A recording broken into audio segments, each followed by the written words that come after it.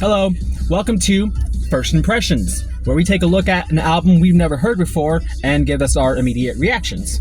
This is an idea I've been having on the back burner for quite some time, and I'm finally glad to get to it, So today, for our first episode, we are going to be taking a look at The Crucible of Life by the Home Team, released in 2024. Now, we are not going to talk about the fact that I recorded an entire separate video calling this album The Cubicle of Life. We're not going to talk about it. That never happened. It's not canon. The Crucible of Life. And you know what? I'm going to be honest with you. I don't think I'm pronouncing that right either. But The Crucible of Life. I got to check this shit again. Because when you record a long-ass video and then you realize that you're saying something wrong the entire time that you can't edit out, kind of a kick in the balls. So, The Crucible of Life by the Home Team. Fantastic record. I think it's about a dozen songs and each one of them holds up. My favorites have to be, I only wrote the numbers for the songs on my notes. These are my notes.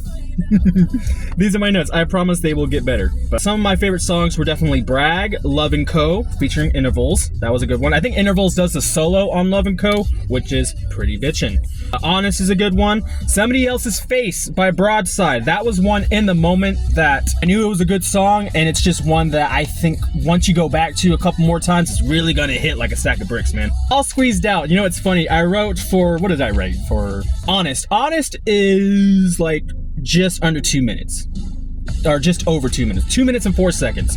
So when I heard Honest, I was like, ah, that's a nice short and sweet song. But then you get to All Squeezed Out, and All Squeezed Out is about 56 seconds. So All Squeezed Out goes into Hell, though, the track Hell, and that track, holy shit, that's funny. The lead singer of the Home Team his personality is all over this record, and it shines with Hell, because on Hell, he hits this high fucking note. Yeah, that one. I don't know about y'all, that sounds high as shit to me.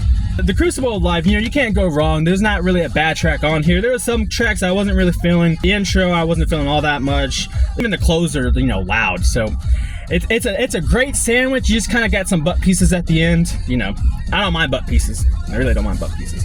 But The Crucible of Life has some definite contenders, so I would highly, highly, highly recommend this album. If you haven't checked it out, if you haven't checked out this band, I would highly suggest them. A lot of people say that they're a sexy band. They're pop punky, yeah, sure, but they're also kind of sexy. And I never got that vibe, hugely whenever I was listening to them until I got to Roommates. I believe it's the 4th track on this album. I was listening to the lyrics. I was like, what kind of fucking roommates are these? You gotta listen to it. You just listen to the whole album. I promise you will have a great time. I give it 4 cubicles out of 5. That made so much more sense in the other video, but fuck it. And that was the debut episode of First Impressions.